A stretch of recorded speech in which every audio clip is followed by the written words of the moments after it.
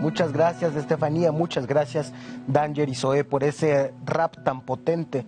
Muchas gracias, amigos, enemigos, adversarios, pueblo televidente, por estar aquí para conversar de buena fe. Buenas noches, Zoé Robledo, ¿cómo estás? Hola, Gibran, con el gusto de estar aquí con ustedes. Es el gusto nuestro, la verdad que con una agenda tan complicada como la que traes, desde la mañana hasta la noche te vemos ahí en todos lados. Muchas gracias por aceptar. Y además estoy cumpliendo 250 días en el IMSS, entonces es una buena motivo de celebración y de un poco ver cómo vamos y qué está pasando. Sí, muy importante. 250 días en el IMSS. Nosotros cumplimos un año en la CIS, estamos ahí en el mismo barco.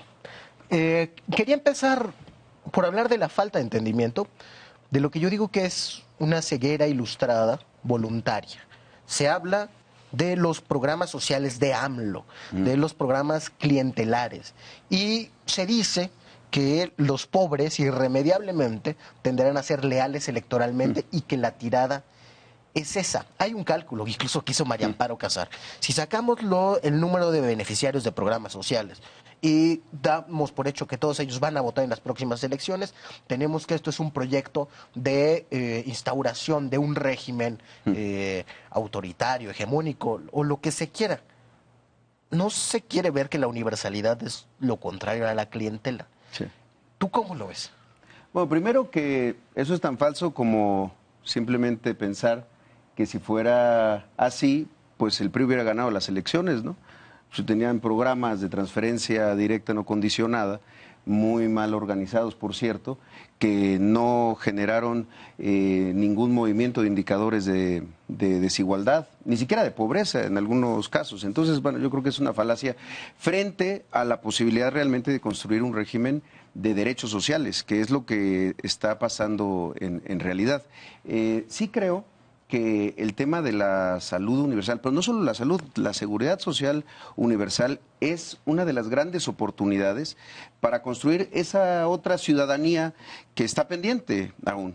Yo recientemente publiqué un artículo al respecto, exacto, hace muy poco, en donde planteaba eso. Si el siglo XIX en gran medida se trató de la construcción de la ciudadanía jurídica en nuestro país, la defensa de la soberanía territorial, las bases mínimas de unas leyes nacionales que estaban desplazando en aquel momento a un esquema mucho más vinculado justamente con el clero. Y después el siglo XX inició con una revolución, sí social, pero también con claras elementos democráticos, el sufragio efectivo, no reelección, y que nos tardamos 100 años o quizás hasta más en consolidarla. Esa es la oportunidad de la construcción de la ciudadanía social y está justamente en la iniciativa de reformas al cuarto constitucional que presentó el presidente López Obrador. Se trata de derechos, no de programas, y esa es yo comparto esa idea de la miopía ilustrada, de no querer ver la potencia del planteamiento. ¿Cuál es la idea? Que tenemos que tener un piso mínimo de derechos sociales para que cada quien pueda construir sus proyectos personales y comunitarios, que esa es la diferencia frente al modelo neoliberal, pues muy basado en el individuo, sin importar qué estaba pasando en el entorno, ¿no? El Instituto de Salud para el Bienestar es solo una parte de un nuevo proyecto de seguridad social universal. Claro. A menudo en México confundimos seguridad social con salud. Con salud. Porque ir al seguro es usualmente ir a atenderte de problemas de salud. Sí. Pero se trata de otras cosas. Seguridad social es que no estés a merced de las contingencias y que cualquier riesgo te pueda empobrecer. Entonces se incluyen otros elementos en esta reforma al cuarto, que es quizá la reforma constitucional más importante de las que se han mandado. Sí, vaya, en la parte de salud, el INSABI se plantea como parte de un sistema nacional de salud que tiene como objetivo ir a la gratuidad en la atención y en la provisión de medicamentos y en la atención en todo, de consulta, cirugía y demás. Pero también esta reforma está planteando, primero, elevar a rango constitucional el programa de adultos mayores. Las pensiones no contributivas, que dicho de otra manera es la pensión que no aporta el ciudadano, sino el gobierno está aportando, es una idea que desde que el licenciado López Obrador era jefe de gobierno inició, se llevó al plano nacional, específicamente para los no asegurados en el ISSSTE y en el IMSS y en las otras modalidades de aseguramiento, pero en un nivel muy bajo. La propia OCDE, que de repente la citan dependiendo la opinión, cuando les conviene, pero no han dicho que la OCDE ya estaba planteando desde hace 2 años que esa pensión, digamos, ese monto era demasiado bajo y que solo íbamos a estar generando personas adultas mayores pobres con una pensión tan baja. Bueno, eso se resolvió en el día 1 de este gobierno con el incremento de esa pensión no contributiva y además su universalización, es decir, ya es para todos, porque ese es el otro elemento fundamental de la seguridad social, efectivamente, la jubilación, tener un ingreso después de años de trabajo, que ahí pasa también por empezar a entender que el trabajo informal, así como decía Calderón, que sinvergüenza, perdón, me parece decir el dinero que le están tirando a los ninis. Mira, no sé si recuerdas, en algún momento Calderón hizo una política de empleo que planteaba que si un centro de trabajo contrataba trabajadores, personas que por primera vez empezaban a trabajar, les daban beneficios fiscales. El IMSS tuvo que regresar una millonada de dinero porque fue un fracaso. Justamente se hizo mucho fraude, además. Y se hizo muchísimo fraude. Justamente lo que plantea esta verdadera política de derechos laborales es no solamente darles ese primer año de instrucción y de capacitación, sino de una vinculación y una experiencia de seguridad social.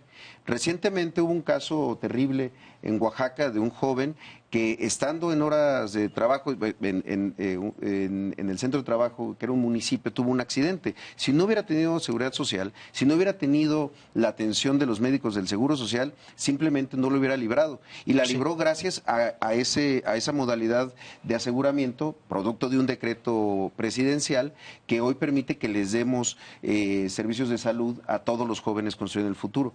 Y no quebró el IMSS, por cierto, como algunos pensaban que iba a ocurrir. No hay un problema financiero en ese sentido. Entonces sí es una concepción mucho más amplia, que también pasa por las becas para los jóvenes de familias en situación de pobreza, las aportaciones, digamos, y el apoyo para personas con alguna discapacidad. Insisto, el programa de adultos mayores, para que, además de que blinda de la posibilidad de retrotraernos o de retrogradar el hecho de estar en la Constitución, también tiene un elemento, es llevarlo al entendimiento más amplio de las garantías de los derechos. Al final de cuentas, eso es lo que hacemos nosotros en el Seguro Social.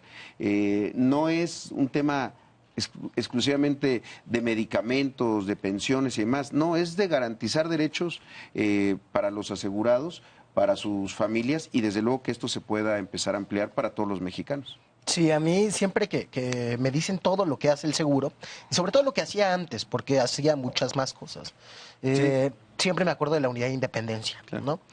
Seguridad social sí es tener una clínica, sí es tener una escuela cerca, es poder ir a ellas caminando, pero es también tener un deportivo, su teatro, su cine, es decir, tener cubiertos los requisitos mínimos para no ponerse en vulnerabilidad de ningún tipo ante las contingencias sociales. Y pensaba otras cosas mientras hablabas, te las voy a comentar a ver qué opinas tú. Una cosa es que probablemente la pensión universal para adultos mayores, por el tamaño, sea el experimento más cercano a una renta básica universal en el mundo. Otro, sobre lo no contributivo. Creo que tenemos o reproducimos una inercia al hablar de no contributivo porque finalmente todos contribuyen de manera indirecta, así sea, si se financia con impuestos generales. Y eso, no sé, muchas veces estigmatiza a los informales, que a veces están contribuyendo con su falta de derechos. Pongo siempre, por ejemplo, que las meseras del VIPS, es un ejemplo de Fernando Escalante, no pueden costearse 3 comidas hasta la saciedad en el VIPS. Entonces, con lo que les pagan, van a comer afuera.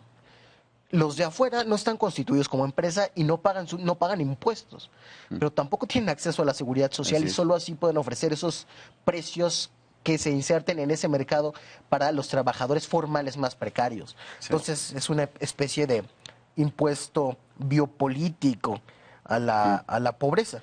Y la otra cosa, cuando mencionabas la constitucionalización, constitucionalizar ha sido la base de los sistemas menos clientelares, ¿no? Claro. Como los de países del norte de Europa, como Noruega, o del Mediterráneo, como Italia, como España, pero también en experiencias cercanas como Brasil. Es decir, parece que estamos hablando de una cosa totalmente distinta que lo que dice la comentocracia tradicional. Totalmente, totalmente de acuerdo. Y además, esta idea que el trabajador, fíjate, incluso el Seguro Social, el trabajador de voluntario que está asegurado de manera voluntaria, que no tiene una relación laboral permanente y demás, trabajadores independientes, lo que tanto tiempo han estigmatizado como informalidad, pero que decide pagar su Seguro Social, a partir de las reformas que hubo en 97, han crecido muy poco, de 97 a la fecha son cerca de 200,000, y ya echándole ganas al número, y es insuficiente. Y hay uno de los elementos que creo que más importantes que debemos de perseguir es cómo facilitamos y flexibilizamos su incorporación al Seguro Social. O sea, cómo les decimos que no tengan tiempos de espera, por ejemplo, los tiempos de espera que de verdad son de sistemas poco... Y fíjate, hasta poco compasivos, vaya. Que alguien te diga, yo quiero seguridad social, sí, nada más aguántame un año para ver que estés sano, porque si estás enfermo no te quiero dar seguridad social porque te vas a costar muy caro. Como si fueras el Estado o un banco, ¿no? Vuelves al Estado un banco, exactamente. Y ahí es donde estamos nosotros también haciendo un esfuerzo por empezar a abrir, porque durante muchos años el Seguro Social, en esa visión financiera, banquera, simplemente decía, no hay que abrir nada porque entonces nos van a invadir el Seguro Social y no vamos a poder darles prestaciones. Claro, así como estaban, sin invertir un solo peso en hacer un planteamiento de cómo mejorar la atención, y en particular la atención médica, ahí sí, pues efectivamente iba a ser imposible. El asunto es cómo acompañamos un crecimiento sostenido que esté acorde al crecimiento de la derechohabiencia. Mira, en 2003 con Fox, es el momento que se da ese quiebre en donde la derechohabiencia crece a una velocidad mucho más rápida que las inversiones del Seguro Social. Es lo que tiene hoy al IMSS con el indicador de .67 camas por cada 1,000 derechohabientes adscritos a una unidad de medicina familiar. Entonces, esa lógica era una gran contradicción, hacía que el seguro no quisiera tener más asegurados. Claro. Cuando lo que debemos decir es cómo mejoramos para poder tener más. ¿Cómo aseguramos más personas? Exacto, cómo aseguramos más personas. Si me permite, seguimos después de un corte. Invitamos a toda nuestra audiencia que nos escriba a nuestras redes sociales que han aparecido ya por ahí. Mándenos sus preguntas. Estamos en vivo con el director general del IMSS, Zoé Robledo.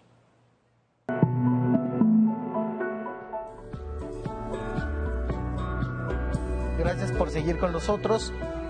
Estamos con Zoé Robledo, con el director general del IMSS.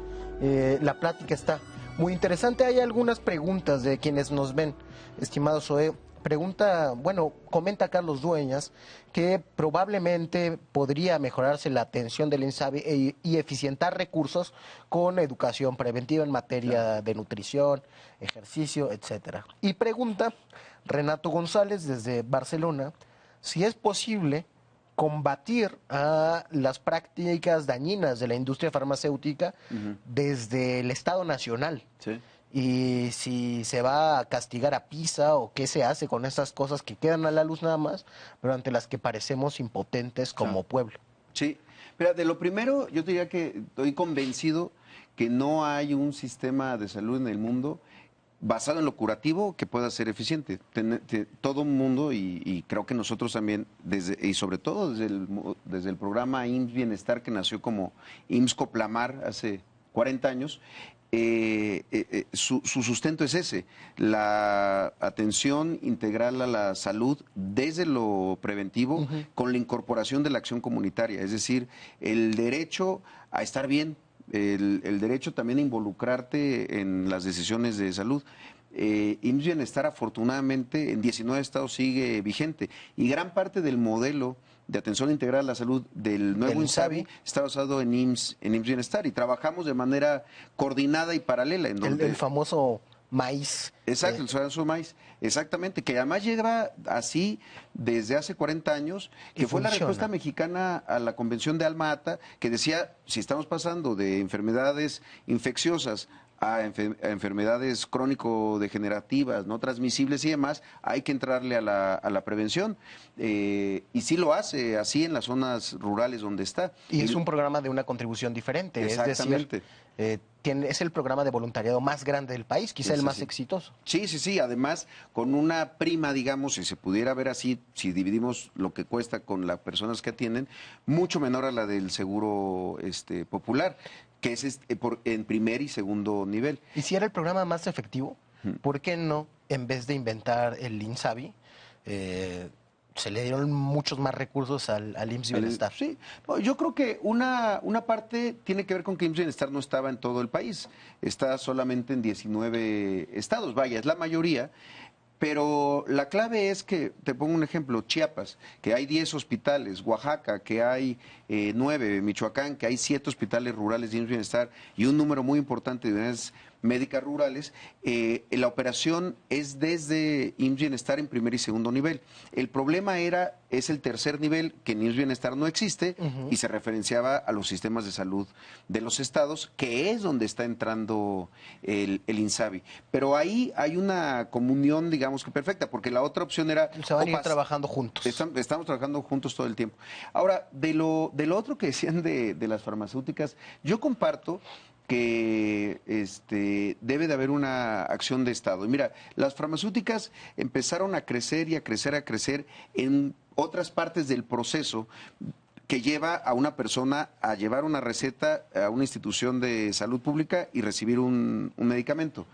Y tiene que ver justamente con la distribución y con los temas, por ejemplo, en oncológicos de las centrales de mezclas. Sí. Las centrales de mezclas nunca debieron de haberse perdido por parte del Estado mexicano, por dos razones. Una, es mejor tenerlas en la instalación hospitalaria, y dos, lo hacemos mejor que los privados, porque hay privados, como estos que se mencionan, que han tenido recientemente problemas de contaminación en sus centrales de mezclas, que han enfermado a gente y matado a gente. Y eso es algo público, por eso se les retiró el certificado de buenas prácticas. Exactamente. Y por eso chantajearon, o me da Sí. el certificado o no tengo medicina, señor. Así es. Y además que no es muy malsana tener esas dos partes. Está bien, dedíquense a producir medicamentos, pero a la hora de incorporarse en la mezcla puede generar, digamos que ese tipo de distorsiones basadas exclusivamente en incrementar las rentas.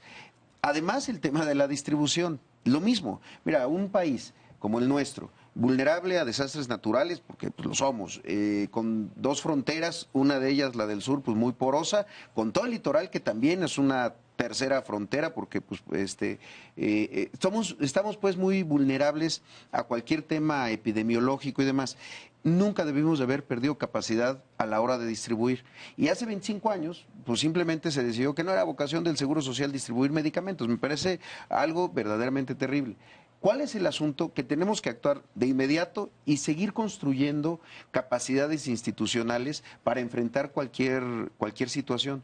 Mira, nos pasa ahora incluso en el tema de infraestructura. Hay áreas del Seguro Social que después de tener verdaderos momentos de gloria, grandes arquitectos, proyectistas, una gestión de proyectos muy eficiente, se fueron achicando en la lógica de esto lo hace mejor el privado, esto hay que dejar... Las consultorías, los cuates... O los proyectos mano en llave que decían, tú haces el proyecto ejecutivo y haces la construcción. Por cierto, un terrible modelo, porque de los principales temas de infraestructura que tenemos detenidos desde hace 3, 4, 5 años, son muchos de estos llave en mano. O sea, no fue más eficiente que tuvieran la proyección y la construcción la misma empresa. Simplemente le dimos más control sobre el proceso, y entonces a una institución tan grande como el IMSS, de repente la tenían arrodillada y a su merced. Pues eso es inaceptable. Mira, hay algunos elementos que creo que es importante que la gente los conozca. Y no estoy hablando de hospitales lejanos, de los que donde tenemos una carencia de infraestructura o que desde hace mucho tiempo no llega equipo, que ahora ya estamos arreglando esa situación. Aquí en siglo XXI tenemos un piso de un hospital de especialidades con 7 quirófanos que se detuvieron desde el 2016. Quirófanos que a la hora de ver las faltas del contratista, que son simplemente, pues no te entregué a la hora que tú me pediste y amplíame el contrato y dame más dinero, etcétera.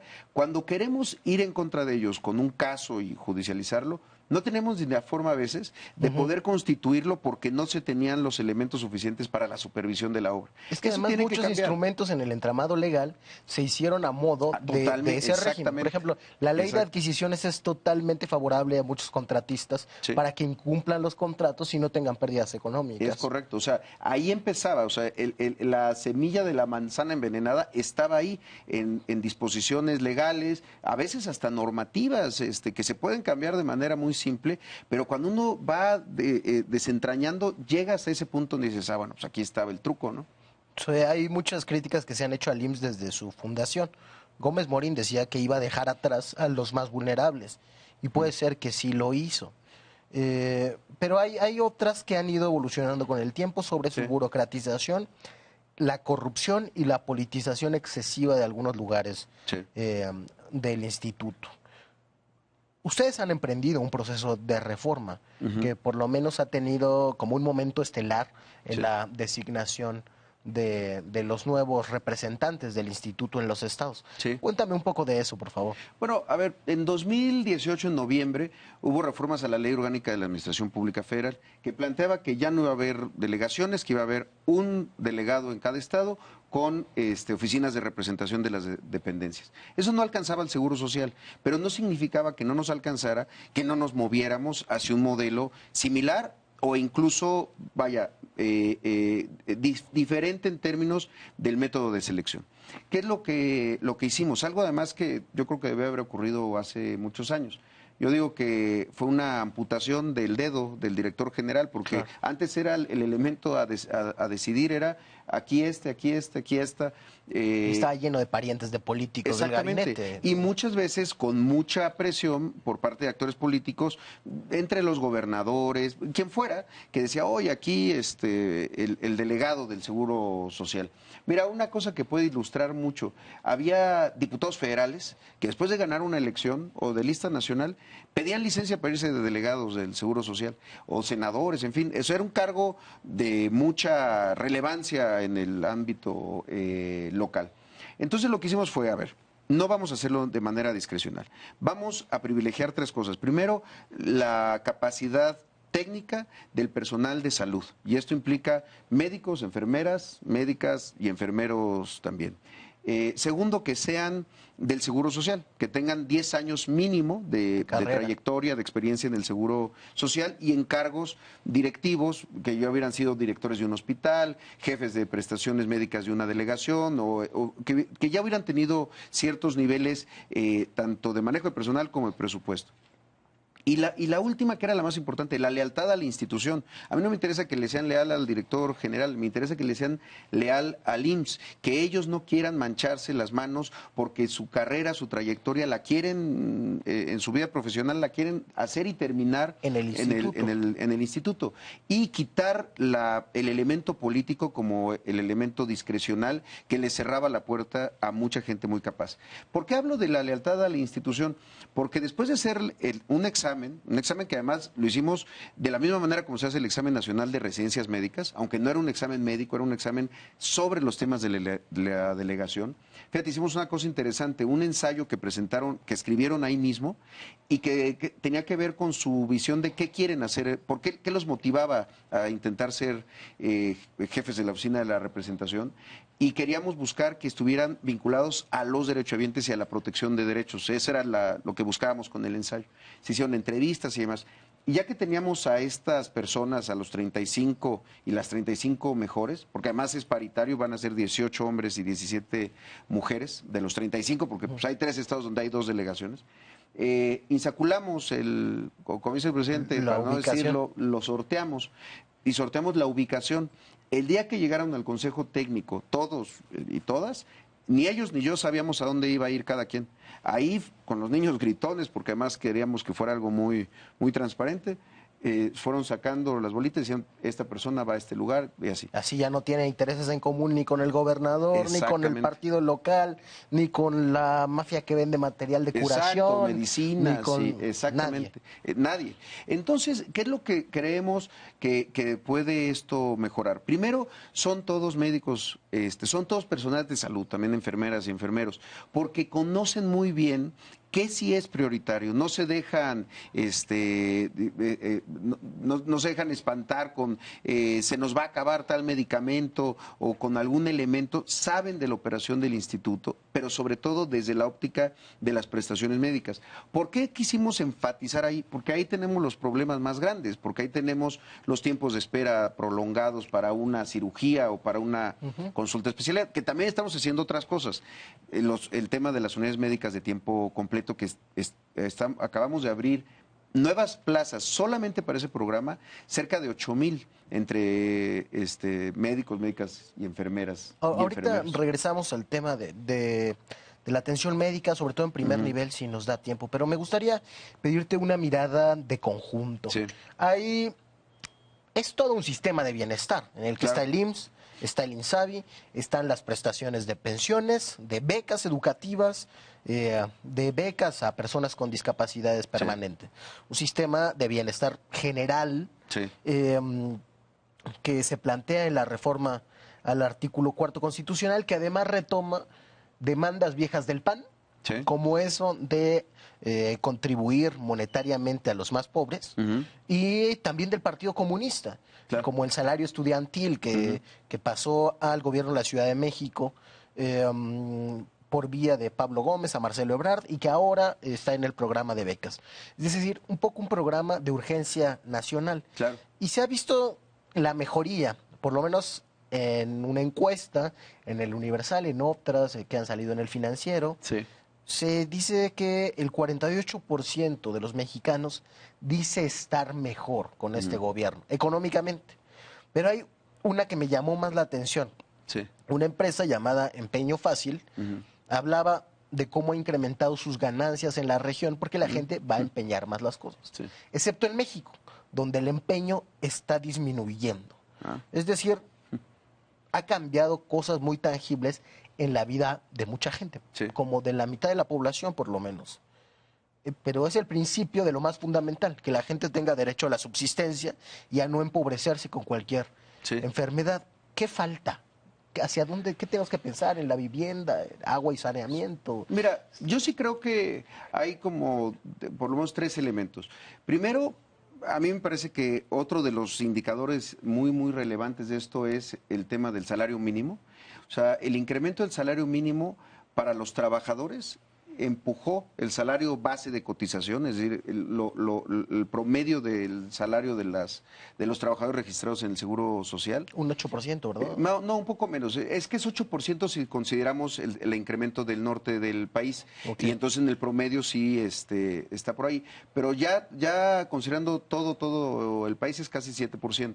Pero es un incremento histórico, nunca se había visto. Por una razón. Ahora que se daban las cifras del empleo, el salario que se creó adicional, el empleo que se creó adicional es empleo mejor remunerado. Entonces, eso es fundamental, por el tema de pensiones también. Eso es una. La otra es lo que tú decías, y creo que eso es de verdad bien importante para el modelo del Seguro Social de vinculación comunitaria y dejar de pensar que la comunidad es lo rural. En todos lados hay comunidad, en todos lados hay vínculos, identidades que se pueden articular. Y tiene que ver con los determinantes sociales de la salud. Es decir, en la lógica preventiva, muchas veces tener agua potable puede ser mucho más importante que tener un hospital de especialidades de manera permanente para ver si cuando nos enfermamos ahí nos pueden atender. Tener una vivienda en buenas condiciones o tener una vivienda. Y ahí también el trabajo que se está haciendo en Infonavit me parece fundamental, porque también el Infonavit está teniendo un giro en la aproximación a la protección de los derechos. Entonces yo creo que sí, esa es una parte importante. Y si a eso lo vinculamos con los elementos que existen hoy, para el mejoramiento de la infraestructura en las escuelas, en los caminos rurales y demás, de verdad se está creando una economía social que poco va a seguir importando, sin menospreciarlo desde luego, el asunto del crecimiento como la variable que determina absolutamente todas las acciones. ¿Cómo alguien puede explicar que el IMSS tenga más ingresos sin que haya crecimiento económico? Pues Todo el es mundo que... sí hablan del atorón, de Exacto. cómo no estamos creciendo, pero la mayoría de la gente está sintiendo otra cosa. Exacto. Y muchos dicen, es que esa es precisamente la trampa electoral, que aunque el país no vaya bien, la gente no se da cuenta porque va a tener dinero en la bolsa. Bueno, pues de eso se trata la seguridad social, ¿no? Claro. De que aunque al país le vaya mal por el entorno económico internacional, ya lo ha documentado la CEPAL en más de una ocasión, pues uno no tiene necesariamente que tener un riesgo de empobrecimiento en cualquier momento. Sí, totalmente. Y ahí creo que el reto es, otra vez, cómo estas otras modalidades de ocupación, que alguien puede decir que son informales y que no contribuyen, y en realidad sí están contribuyendo, les abrimos esa puerta a este sistema de seguridad social. Porque lo cierto es, la puerta está cerrada, o sea, no, el IMSS no está buscando, ni promoviendo, ni haciendo acciones, hasta hace poco, para abrirle la puerta a los informadores. Muchas de esas tienen que ver justo con el programa de trabajadoras del hogar, afortunadamente. O sea, tuvo que venir el esfuerzo desde el Poder Judicial y después las reformas que se hicieron en las cámaras, para que tuviéramos la obligación de abrirlo a un segmento de la economía, porque no deja de ser un segmento de la economía, además uno muy importante. Eso nos está permitiendo observar cómo abrirlo a otros sectores, a otros segmentos que durante muchos años han tenido simplemente cerrada la puerta del Seguro Social. Sí, hay un camino ahí muy interesante en Costa Rica sobre una multiplicidad de regímenes especiales que permitieron ir incluyendo a diferentes partes de la población. Y en eso, pensando en las experiencias internacionales, y para regresar al tema de la atención médica que dejábamos pendiente. Es cierto que las principales quejas sobre el instituto están en el primer nivel de atención. Que tenemos una saturación, que la mayoría de la demanda está concentrada ahí. Hay también algunas prácticas internacionales que permitirían desahogarlo. Se me ocurren, y ya la hemos conversado varias veces, el acta de prescripción enfermera, que dote de más poder a las enfermeras y que ayude a las que son técnicas ahora a ser licenciadas, para que puedan prescribir muchos medicamentos que sí estarían en su capacidad, desde luego con la capacitación pertinente en farmacia. Está la telemedicina y el telediagnóstico, que con estándares de calidad rigurosos puede ayudar mucho a descongestionar también el primer nivel. Ahora, en esas mismas experiencias internacionales, ha sido conflictivo con el gremio de los médicos. ¿Cómo logramos innovar con estas y otras cosas? No sé, el expediente electrónico único, cosas así. ¿Cómo logramos innovar haciendo a los médicos aliados de ese emprendimiento de la salud pública? Mira, yo creo que una parte es el reconocimiento y de verdad el respeto que nosotros le tenemos a su profesión, al de todo el personal de salud y en particular el tema de los médicos, ahora hablo de las enfermeras, con 2 o 3 acciones. Primero, por primera vez del total de los 35 oficinas de representación, las antes delegaciones, 29 son médicos y médicas. Es decir, nunca había habido en el Seguro Social tantos doctores representando al seguro en los estados. Primero. Segundo, le estamos apostando mucho al tema del tiempo completo para poder dar cirugías programadas en hospitales de segundo nivel, en unidades de medicina familiar, consulta de médico familiar en fin de semana, consulta de especialidad en fin de semana. ¿Eso qué implica? Contratar a más doctores. Contratarlos específicamente para este programa y reducir en ese sentido los tiempos de espera, ya sea para consulta o para una cirugía programada.